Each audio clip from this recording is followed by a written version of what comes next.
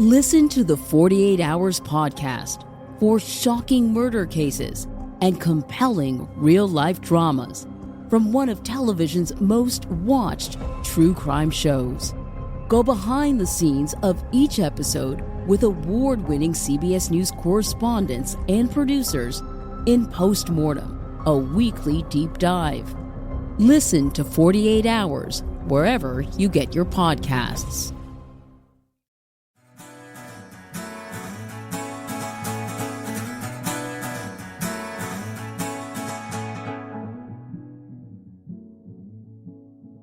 You've got two jobs. One is to really work actively to learn your partner's needs, and two is to teach actively your partner what your needs are. People find it easier to have sex than to talk about sex. There's this very big gap between fantasy and reality.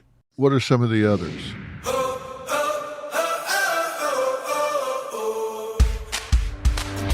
Hey, it's Dr. Phil. Welcome to installment number 4 of my relationship reality check. As you know, I have subtitled this, How Much Fun Are You to Live With?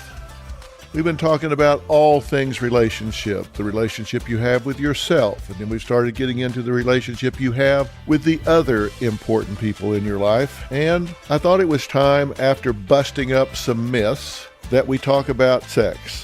Now, you don't need to dig your toe in the carpet. I can't even see you and you can't see me. And rather than just me talk about it, I have brought in one of the top experts in the world. This is Dr. Justin Lehmiller. Now, he's a PhD. He's a research fellow at the Kinsey Institute. You guys have probably seen the TV show inspired by Kinsey. He's the author of the book, Tell Me What You Want, The Science of Sexual Desire and How It Can Help You Improve Your Sex Life. Justin is an internationally recognized sex educator. He served on the faculty at Harvard University, where he was awarded a certificate of teaching excellence for his work in sexuality courses. And he conducts research on sexual fantasies, sex, sexual health. He even published a sexuality textbook that's used in classrooms around the world. He's got a popular blog, Sex and Psychology. He's been published in Vice, USA Today, Politico, Men's Health, New York Magazine. He is the expert of all experts.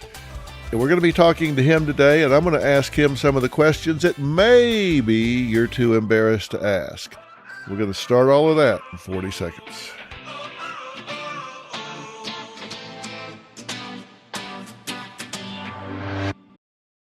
Brooks Running has a new shoe for you runners out there.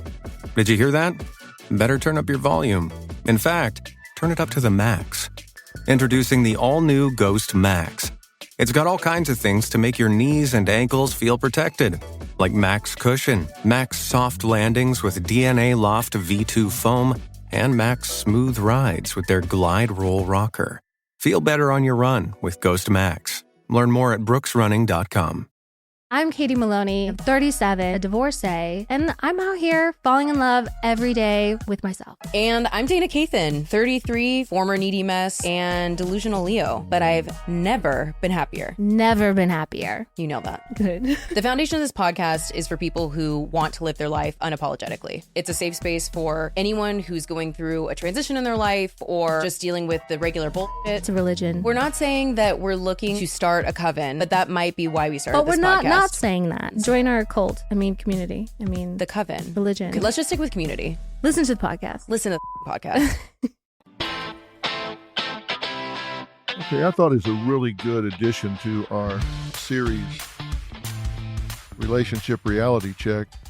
I had an opportunity to sit down with Dr. Justin Lehmiller. He's PhD, and he has written a great book. It's Tell Me What You Want, The Science of Sexual Desire and How It Can Help You Improve Your Sex Life.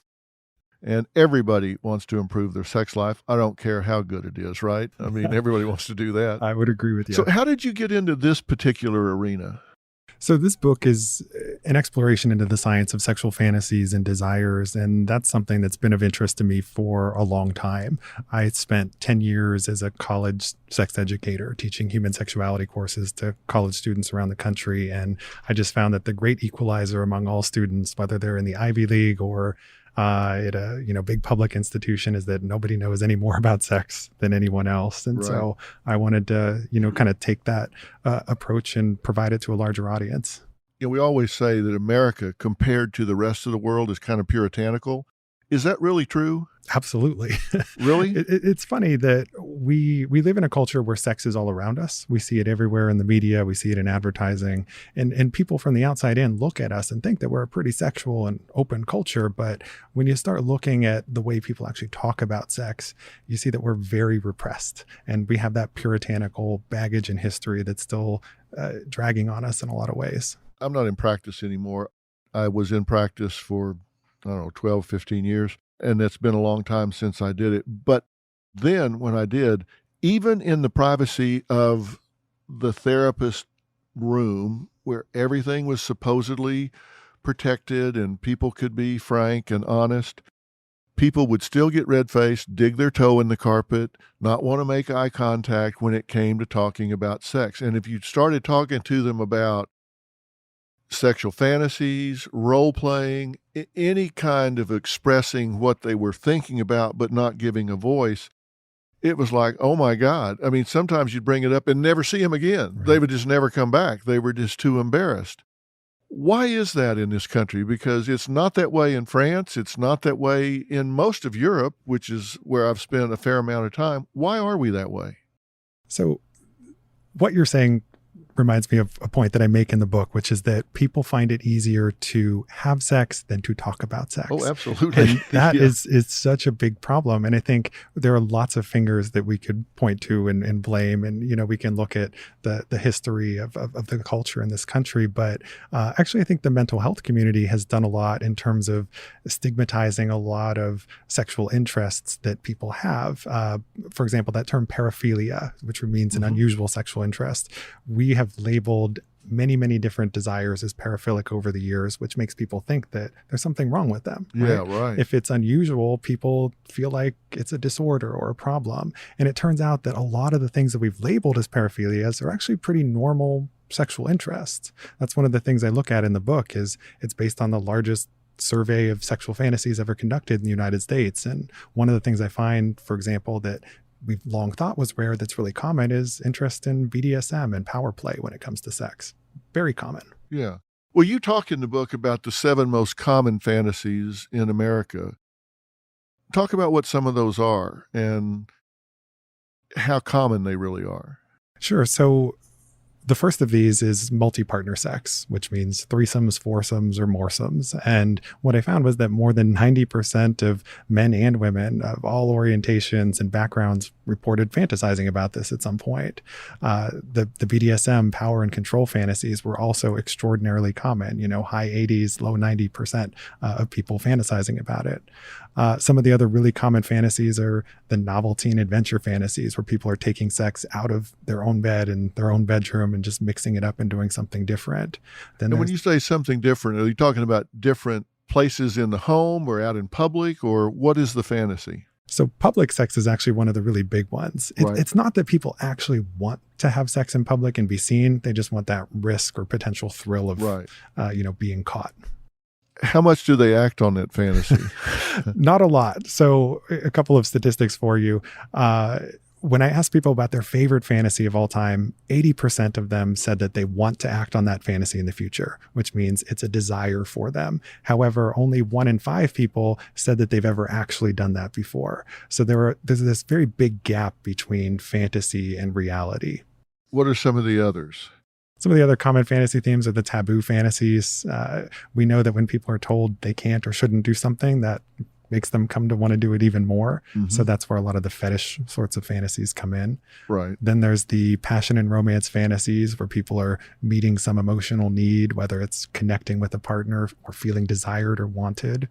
Then there are the non-monogamy fantasies, where people are thinking about what it would be like to be polyamorous or in an open relationship. And then lastly, there's sort of the gender bending and homoeroticism fantasies, where people are sort of pushing the boundaries of their gender role or sexual orientation in some way. I've had people come on and talk a lot about open marriages. Mm-hmm. I have yet to find one that didn't wind up as a train wreck. Have you ever run across a formula that works in an open marriage? So it can work. Really? I got to hear this. So I've actually done a bit of research in the last few years on people who are in different types of open relationships. And really what we see is that people in these relationships can be just as happy as couples who are monogamous, but they aren't always. And I think the really key factor is that a lot of people try to open their marriage as a way of fixing a broken marriage, and that usually never works out well. So the relationship really has to be in a good place first. You have to approach this from a position of strength, and there has to be fantastic communication between the partners, and they have to be on the same page about what they want and clearly establish the rules. And then also recognize that, things might not go exactly according to plan. Maybe we're going to deal with issues like jealousy and so forth, and we have to be willing to communicate openly about them to work through that. So my formula for a healthy relationship is, if you're going to have a good marriage or just committed relationship, that has to be based on a solid underlying friendship. And then it's a function of how well it meets the needs of the two people involved. So if you and I are in a relationship, it doesn't matter whether it's friends or marriage or whatever. If we're in a relationship and my needs are getting met at a level of 85% and yours are getting met at a level of 10%, then my experience of the relationship is going to be really good and yours is going to be really bad. Mm-hmm. But if both of us are having our needs met, and then I say you've got two jobs. One is to really work actively to learn your partner's needs. And two is to teach actively your partner what your needs are. Then you've got two people working towards each other. I'm working towards you to try and learn your needs and teach you mine, and you're working towards me trying to learn my needs and teach me yours. Then you've got two people working towards each other, learning and teaching each other what their needs are. Then that's the formula for a good relationship. Does that make sense? Absolutely makes sense to me.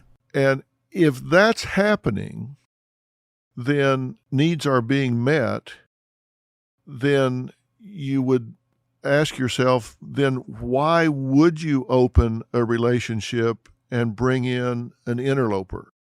And you're right, because when something's wrong, I've said you're never going to fix a relationship by turning away from your partner. But you're saying if everything's working well, that's when you see it work.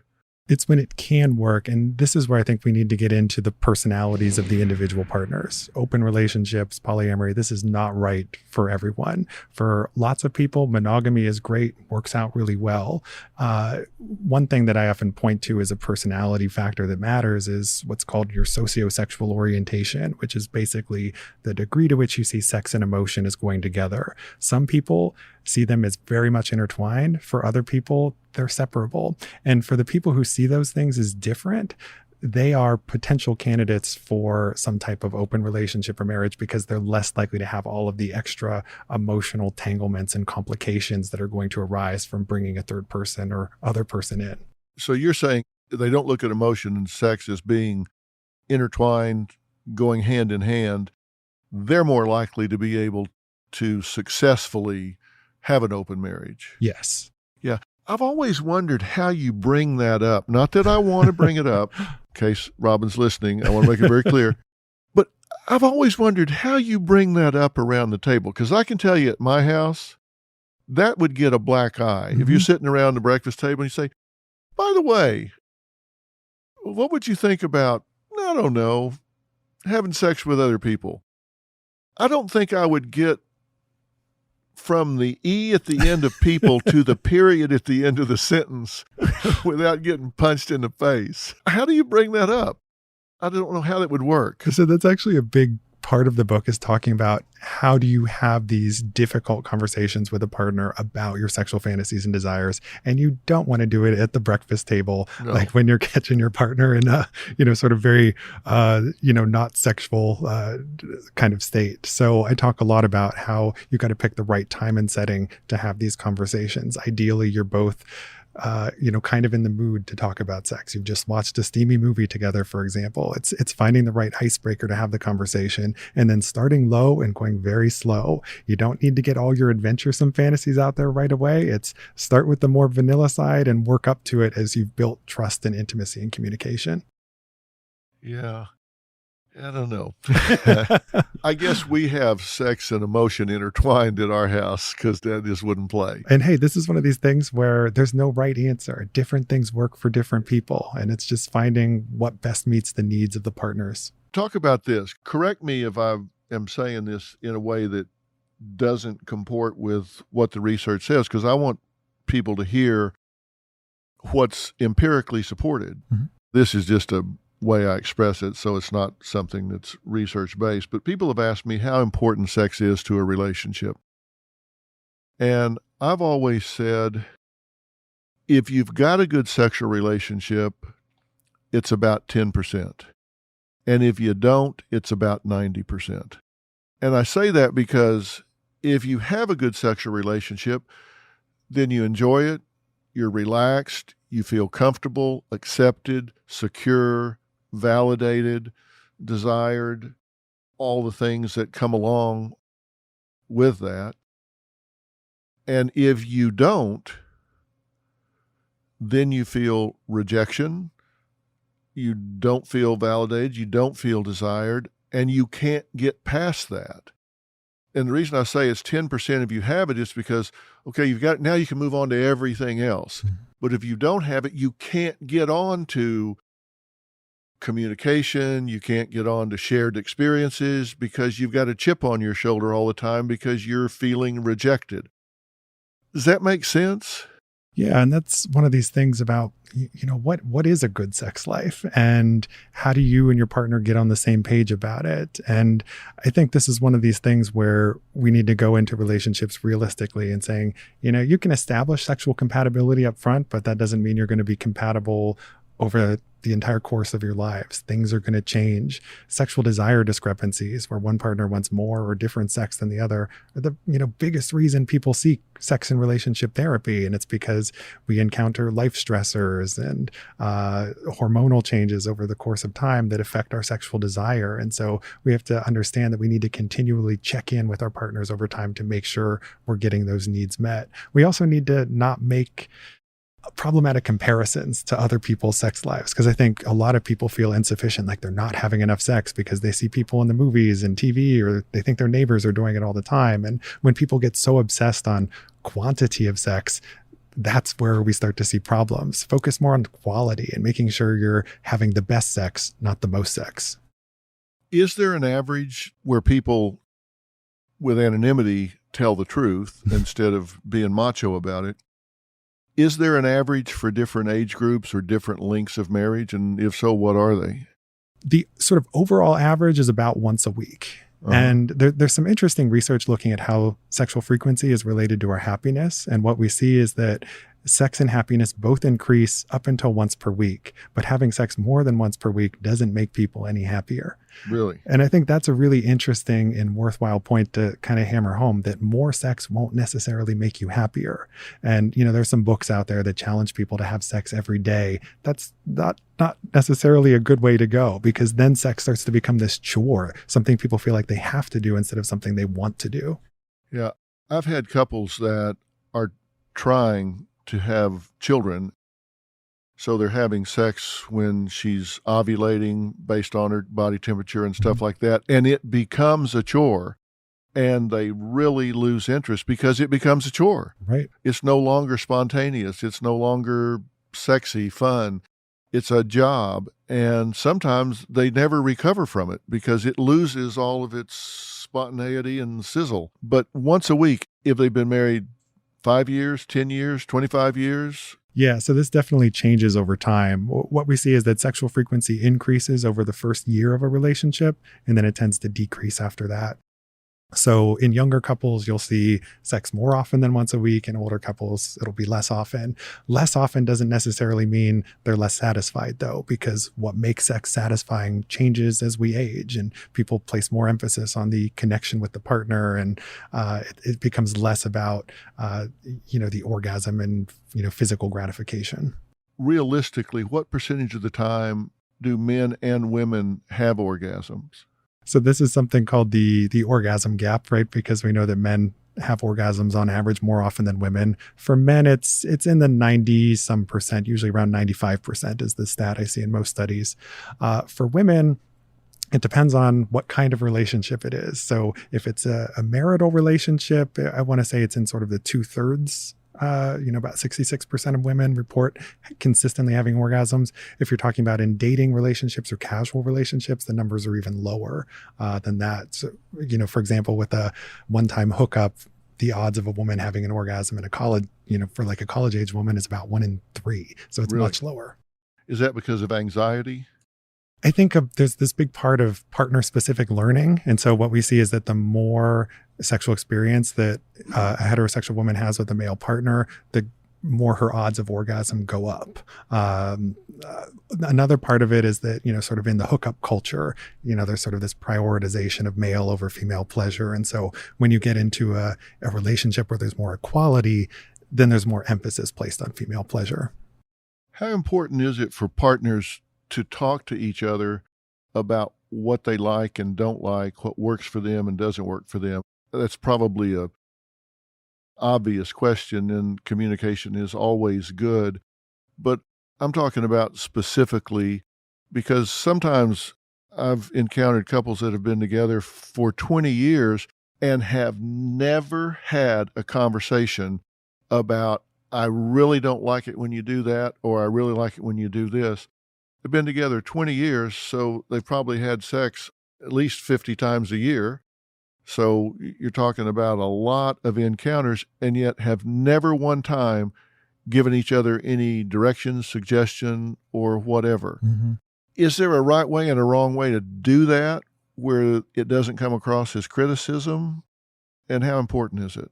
It's very important. This is something I talk a lot about in the book. Is I find that the people who are communicating about their fantasies with their partners and those who are going the extra step and acting on their fantasies report the highest levels of sexual satisfaction, the highest relationship satisfaction, the fewest sexual difficulties and problems.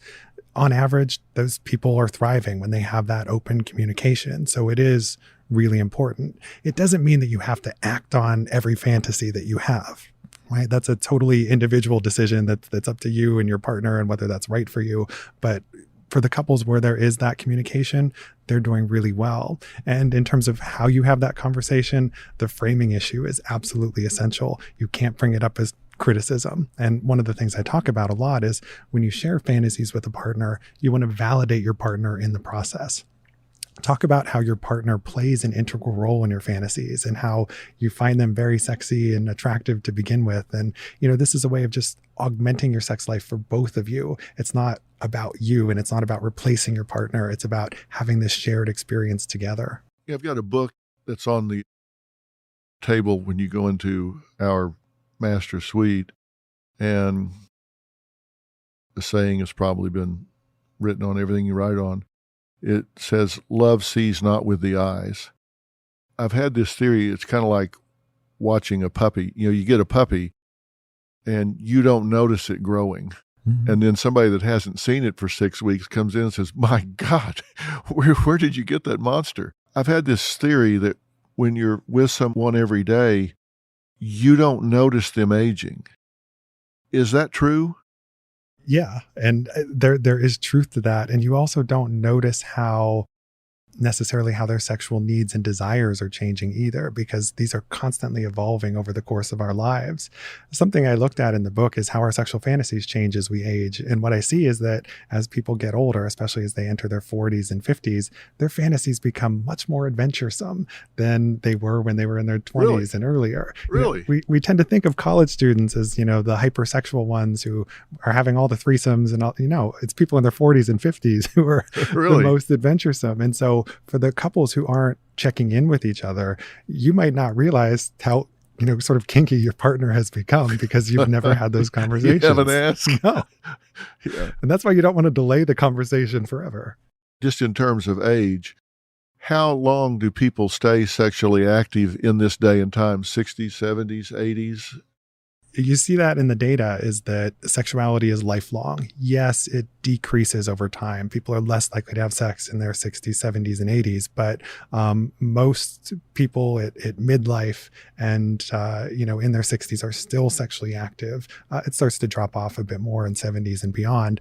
But I think part of that is attributable to the fact that we just don't tend to see seniors as sexual beings. And Right. that's a problem, right? Sexuality becomes this very stigmatized thing and no one wants to talk about it, but these sexual desires are still there. And I think we need to have a lot more discussions about senior sexuality.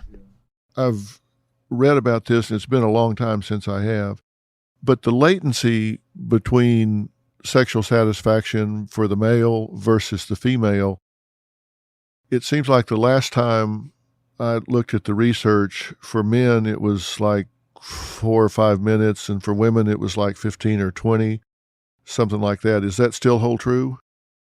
Based on the most recent data I've seen, yes. They've done studies where they give men stopwatches, ask them to record, from penetration to orgasm, how long that takes. On average, it's 5 minutes. For women, it's definitely in that sort of 15-minute mark. And so there's that big sort of gap there. And we need to think about ways of how do we address that to ensure that everyone's getting their needs met. Yeah. So suggestions. Mm-hmm. I mean, how do you fill that gap? And do you fill the gap between him and her, or do you fill that gap before, ahead of time? I mean, I suppose that's where foreplay comes in. So you both get there at about the same time, or do you fill the gap between him and her? Is there a best way to do that? What's the research say? So this is where it's going to take some experimentation on your part to figure out what works best for you and your partner. There's never a, sort of one size fits all answer. So one approach is to add more foreplay and incorporate more sexual activities into the mix. What we see is that the more different activities people engage in during a sexual encounter, the greater their odds of orgasm. So mixing it up, doing different things is really key. Also, not looking at the male orgasm as a sign that sex is over, right? There are still things you can do afterwards, other activities. You could incorporate or experiment with sex toys, all kinds of ways you could go to prolong the encounter beyond the male orgasm. And then there are also different sexual positions you can try. One that I talk about a lot on my blog is it's called the coital alignment technique. And it's sort of a different way of having sex where the base of the male partner's penis stays in constant contact with the clitoris. And so what we see is that position increases the odds of simultaneous orgasm. And so if you can, sort of take that approach, then that works for some people. Right. Survey-wise, what's the percentage of couples, or if it's different for men or women, that are comfortable with using like vibrators or other types of sex toys? Where's the breakdown in acceptability between men and women? So it's interesting when you look at research from nationally representative samples, most men and women have tried sex toys before, but it's something that no one really talks about, right? It's something that in my book, I surveyed people about, fantasies about sex toys. Most people have had those at some point, and we see that most people are trying them at some point, but people aren't talking about it. So I think that there is the openness there, but you're not going to know it unless you're communicating with your partner. Yeah. Are men threatened by the use of a vibrator or something like that? Some are, and if they are, they shouldn't be, because, you shouldn't be threatened that a piece of machinery is going to take your place. Sex is about so much more than just a mechanical act. It's the connection you have with your partner and all these other things that go into it that make it satisfying and in the relationship. You're not going to have a relationship with your sex toy. Yeah, a vibrator can't keep your feet warm. No. At night. Can't snuggle up with a vibrator. Nope. No doubt about it. The book we're talking about, if you're getting into this conversation midway for some reason, is Tell Me What You Want, The Science of Sexual Desire and How It Can Help You Improve Your Sex Life. This is part of the Relationship Reality Check series I'm doing, which I subtitled, How Much Fun Are You to Live With? And one of the things I've done is talk about some myths that I wanted to blow up. And I talked about romance, and I talk about sex, whether sex is important, whether romance is important. One of the theories that I've propounded is that sex, the actual act, oftentimes, in fact, I talked about it in the last installment that I did, that if you're going to have sex on Wednesday night, that might actually start on Tuesday morning. You're getting the kids off or whatever, and, there's just a little more eye contact or body contact. And then as time goes on, there might be an extra call to each other's work or something. And then Wednesday morning, the kiss goodbye is a little bit longer or whatever. And then unspoken, just kind of the kids are getting off to bed a little sooner. It all kind of starts ramping up, sometimes a day or two ahead of time. Is that a norm among people, or is it always spontaneous? I would say that's not necessarily the norm, but that's actually the advice I give a lot of people, right? A lot of people have this tendency to think that scheduling sex makes it unsexy, right? If you know that sex is going to happen on Wednesday night, like it's boring, it's predictable. But the truth of the matter is that you can build up the anticipation and make that process sexy and do exactly the things that you're talking about. Maybe you're also sending, sexy text messages here and there as well. It's just, and maybe it starts before Tuesday, it's something that you can build up over time. And that works for a lot of couples, especially couples where there's a desire discrepancy where one partner wants more sex than the other. Scheduling it this way and sort of building up the anticipation for it actually helps to resolve problems for a lot of these couples. Is there a particular seduction procedure, seduction language, seduction currency, or whatever that women respond to in this day and time more than some other? We always talk about pickup lines or whatever, but once you're in a relationship, is there something that is a better way to approach it than another? Mm-hmm.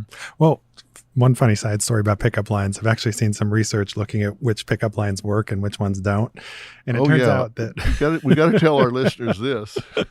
So it's kind of surprising, but it turns out that the lines that both men and women rate as being most effective and most successful are just the "Hi, how are you?" It's the very basic stuff. And when people start to use pickup lines where they're, using these corny, cheesy things, the "What's your sign?" the, also the sort of negging approach where, some guys do this, where they try to lower a woman's self-esteem relative to theirs, thinking that that's going to, make her more likely to say yes. The reality is that those things don't work. They're universally rated as being very poor pickup lines. And it's just the simple approach. Just the hi, hello, showing interest, and then also a compliment, saying something nice about the other person. And I think that compliment approach also works when getting back to the ongoing relationships. It's, making sure that you're always validating your partner when you're starting these conversations about sex and saying, everything is great. I find you really attractive. We have this exciting sex life. What if we tried this? And maybe this would be something that we'd both like and enjoy. Hey, it's Donna from Daily Dose of Donna. Every weekday afternoon on the Daily Dose of Donna podcast, I cover all of the reality TV and celeb gossip and breaking news. I'm a former TV casting director. My husband works in reality TV, and I live for the Housewives, the Sister Wives, the Southern Charmers, and the Summer Housers. And let's be honest, all of the drama. I'll give you a day's worth of celebrity and reality news weekday afternoons in just under an hour. New episodes of Daily Dose of Donna post weekday afternoons and are now available in video on Spotify. Subscribe to Daily Dose of Donna, that's DANA, on your podcast app. What's your advice on couples that have kids in the house? My experience has been it's usually the woman. Some parents really feel like they have to not be in the same county as their kids. Mm-hmm. I guess this goes back to the primal scene and Freud and all of that. What's your advice to parents carving out that private time when they might live in a 1,200 square foot house with 3 kids. Right. I think the first part is to relax and say, if your kids find out that you're having sex, that's not going to ruin them or break them, right? If you're worried about them walking in on you, get a good lock to put on the door, right? There are ways of countering that. I think the other part is, well, if you're really, really concerned about this and you absolutely can't do it while your kids are in the house, are there other times of day that you and your partner could say, meet over lunch at home and have a mid-afternoon sort of encounter? There are lots of ways around this. For those with more financial means, it's hiring a sitter and having date nights. It's just figuring out something that works where you can still have that sexual relationship and not letting kids end it. Right. You talk in your book about the largest survey ever. Were there surprises in there for you? And what were they? Because you've taught this, you've studied it, which means you've discussed this with group after group after group. So everything has been on the table. Were there things that jumped out at you? Were there surprises, and what were they? Well, I should say that as a sex researcher, very little surprises me anymore. I'll bet. But some of the things that I thought were really interesting were first that men and women actually had a lot in common when it came to their sexual fantasies. We have these stereotypes about what men want and what women want. And, yes, on average, there are some differences, but for the most part, things that men are fantasizing about are the same things that women are fantasizing about and vice versa. And that's ultimately good news because it means that we're going to have a lot in common when it comes to, starting these conversations about fantasies and desires. Another thing that I thought was really interesting was that age piece that we talked about. Almost all the research on sexual fantasies has been based on college students. And if we want to understand human sexuality, we can't just study 18 to 22-year-olds. We need to look at people across the lifespan. And I surveyed people between the ages of 18 and 87. And it shows us that our fantasies and desires evolve considerably over time. And we need to pay more attention to that. What were your findings about the differences between men and women with regard to pornography in terms of viewing it together? So we know that just in general, men tend to watch more porn than women do. But some couples do watch pornography together, and the couples who watch it together are actually more sexually satisfied because they're using pornography as a way of adding some novelty and excitement into their relationship. So I think what that suggests is that maybe we should stop thinking about pornography as this sort of private, shameful thing that people do in private, but rather thinking about, are there ways that couples can use this together to add some novelty to their relationship? Right. But do people judge that? Do they feel guilty about it? People feel guilty about porn. They feel guilty about their sexual fantasies, right? Really? And this is one of the biggest things that prevents people from talking about their fantasies is that they feel shame and guilt. And one of the things I asked people was for their favorite sexual fantasy of all time to estimate what percentage of the population they think also has that fantasy. And what I found was that most people underestimated how common their fantasies were, and the rarer they thought their fantasy was, the more shame and guilt and anxiety and embarrassment they felt about it. So that's where we need to, sort of normalize these sexual fantasies, help people understand they're not alone in having them. You don't need to feel shame about it, and be able to have an open conversation about it. Well, how do we communicate that? It's difficult sometimes to broach the subject. We should have you on Dr. Phil and talk about the most common and maybe some of the not so common sexual fantasies, just so people hear it. Yeah. Because then they'll think, okay, I thought it was just me. I thought they were going to come get me if I ever said this out loud. We really should talk about that. Yeah.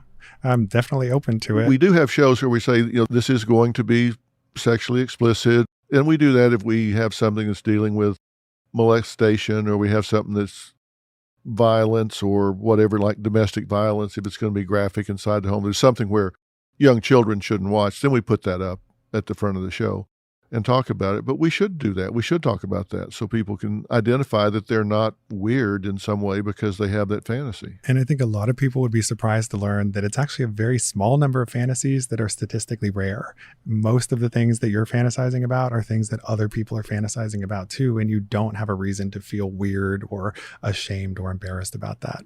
I think that would make people feel a lot better if they knew that. We should do that. And that's ultimately my goal, and with this book and with other works and writings I do, is to kind of normalize this for people so that they can have those open conversations and build happier and healthier relationships. Yeah. So what about, and I'm asking all the questions that I think people would ask. So, and if I don't ask some, then you tell me the ones I should have asked that I didn't.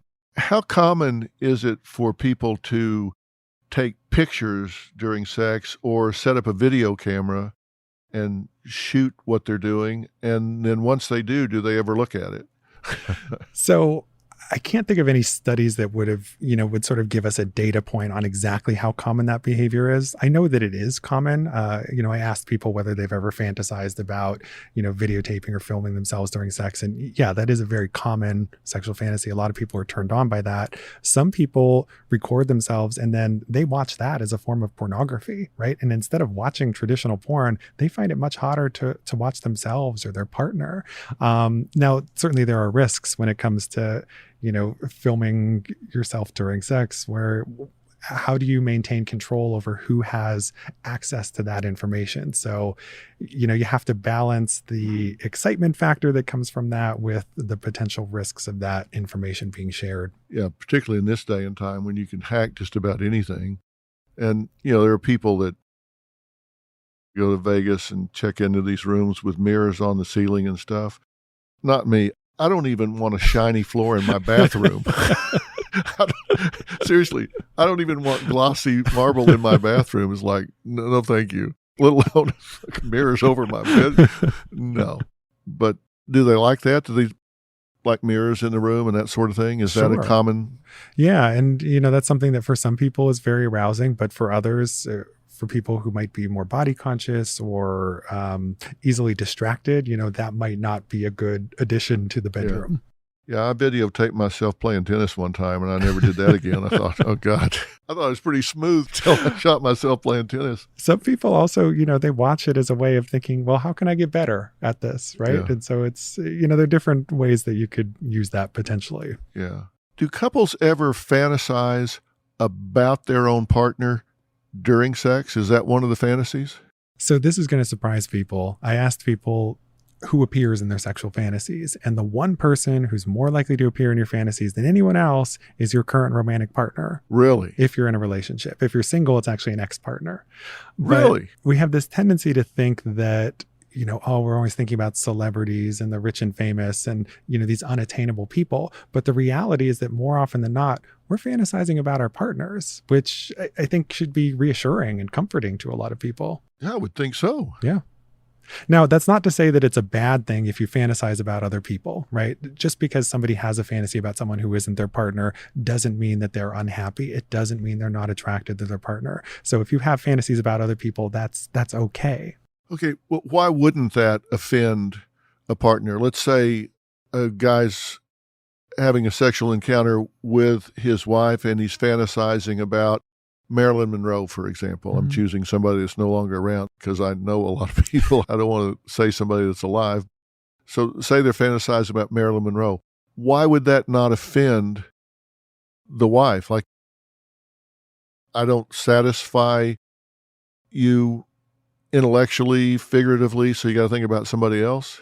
Well, so some people are offended when they find out that their partner fantasizes about other people. Some people consider that to be a form of cheating. Some people think that if their partner's watching porn, even if they're watching porn while they're masturbating, they consider that to be a form of cheating. So this is something where different people look at it in different ways. But I think the important thing for people to learn, recognize, and understand is that human beings are wired for novelty, right? There's something that psychologists call the Coolidge effect, which refers to the idea that over time, we experience less arousal in response to the same sexual stimulus. So for example, if somebody watches the same porn clip every day for a week, they're going to become less aroused each time they watch it. But you show them a new clip with new actors, arousal goes back up. And so that's where these fantasies about other people come in, is that it's just a way of interjecting some novelty. Right. You brought up masturbation. What is the frequency of masturbation between men and women, and are there differences between age groups? So men definitely do it more often than women, but the majority of both men and women do it. And it's something that changes over time. Men tend to start it at a younger age than women do, and older men are more likely to do it, than older women. So there's sort of this persistent gender difference over time. Masturbation is also very often present in relationships, and we shouldn't view masturbation as necessarily being a sign that there's something wrong in the sex life. It's okay if your partner masturbates or engages in self-pleasure. For most people, masturbation is a complement to an active sex life rather than a substitute. Yeah. So a partner shouldn't think, well, they'd rather do that than be with me. Yeah, don't take it personally. It's not Yeah. about you, right? And it's okay if your partner sometimes just wants to masturbate instead of having sex, because there could be all kinds of reasons why maybe they don't feel like a partnered encounter right then. It doesn't necessarily reflect on you or say there's anything wrong with the relationship. I think we need to not take partners' self-pleasure so personally. Yeah. I've talked a lot about ourselves and in our marriages. Let's talk about the kids for a minute. When I was growing up, there were 3 channels, ABC, NBC, and CBS. There was a lot of censorship. I grew up still waiting for Matt Dillon to kiss Kitty. Still hasn't happened. I mean, Desi and Lucy went to bed. They were dressed in snowsuits. They slept in twin beds. That's what I grew up looking at. Now, on network television, the sexually provocative comments, one-liners in sitcoms, just what is visually shown, probably would have been considered pornography in the 50s and 60s. But now they're exposed to all this, and they're like 2 clicks away from nudity on the internet. Is it causing kids to have sex earlier? And if so, what's the impact? So this is something I hear all the time. And we see, stories in the media here and there about, 5th graders caught having sex at school, or, very young kids sexting, sending naked photos and other things like that. The truth of the matter is that that's actually not common. And if you look at average age of first sexual intercourse, it's been very stable over the last couple of decades. It's 16 to 17. Really? So kids are not on average having sex at a younger and younger age. And actually, if you look at the data, kids today are having less sex than in generations past. So all this that we hear about college hookup culture and so forth, the reality of it, the data is very different from that sort of media narrative we hear about, college students are hooking up all the time. No, they're actually having less sex with fewer partners than they were a couple of generations ago. And teenage pregnancy levels are going down. They correct? are. Yeah. Is that because they're having less sex or more birth control? So those are both potential explanations there. So teen birth rate is actually at a record low. The teen abortion rate is going down. All of these things are decreasing. Part of it is due to greater access to contraceptives, but the other part is just there's less sex happening too.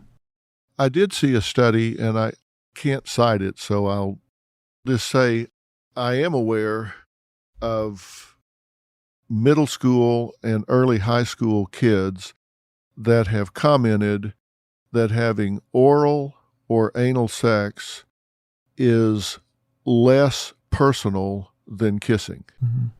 Does that track with your understanding or data, or is that anecdotal and I shouldn't rely on that?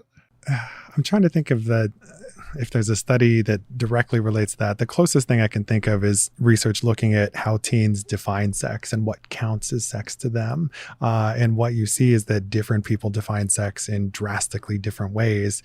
And most teenagers, for example, don't count oral sex as sex. Right. And so that makes it more likely that they're going to try it and experiment with it and so forth. But I think that also highlights the need for sex education to talk about diverse sexual practices, because people are being sexual in all kinds of ways and they're not necessarily thinking about how they might take safety precautions during those different activities.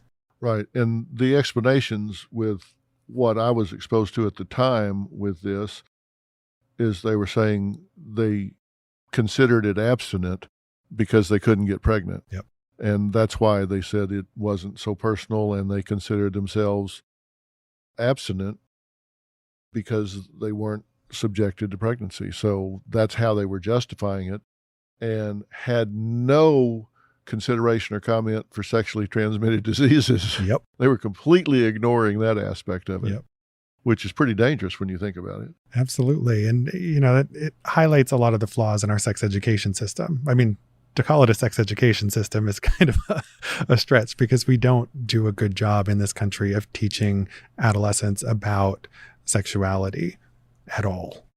Based on the research and the data, at what point do you think a parent should give a child contraception? Give a child contraception? Make it available to them. Take them to the OBGYN or give them condoms or whatever. Because my attitude has always been, look, if it's come into your awareness that they're very likely sexually active or getting ready to be sexually active, you're not going to be able to stop that. No, and the more you tell them not to do it, the more likely it is that they're probably going to go do it. My attitude is prepare them and give them contraceptives. Take them to the doctor, give them condoms or whatever, instead of being in denial and they wind up pregnant. So I guess the way I tend to think about it is that there's a lot of steps that would occur before that. And it starts with, at a very young age, just sort of normalizing sex in the human body. And it's teaching kids the appropriate anatomical names for their genitalia. It's creating an open dialogue where they feel like they can come ask you questions. So, ideally, they're going to be coming to you and asking you the questions before you're, approaching them with, let's say, condoms or contraceptives. Hopefully they'll have the knowledge at that point to, be able to ask for what they need in order to protect themselves.